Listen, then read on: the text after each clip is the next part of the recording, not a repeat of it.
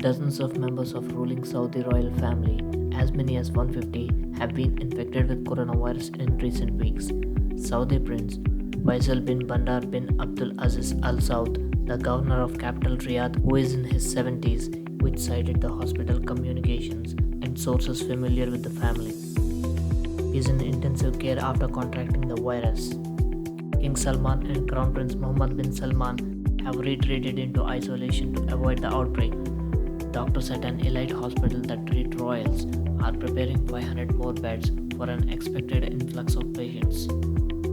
Directives are to be ready for VIPs from around the country. The operators of elite facility, the King Faisal Specialist Hospital, wrote in high alert, sent out electronically on Tuesday to senior doctors and later obtained by the Times.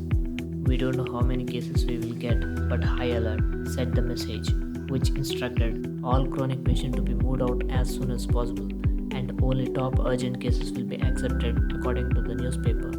The alert added uninfected staff members will now be treated at less elite hospital to save room for royals. There are thousands of Saudi princes. Many travel regularly to Europe, and some are believed to have contracted the virus and brought it back to the Saudi Arabia, the report said. The kingdom of about 33 million people have reported 2,932 cases and 41 deaths. The country, home to Islam's holiest sites Mecca and Medina, banned the year-round Umrah pilgrimage and sealed off the areas in the early March.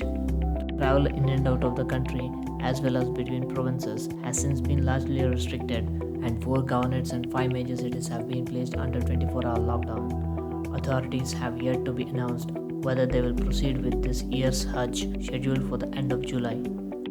Last year, about 2.5 million people have traveled to Saudi Arabia to take part in the Hajj, which all Muslims must perform at least once in their life if able.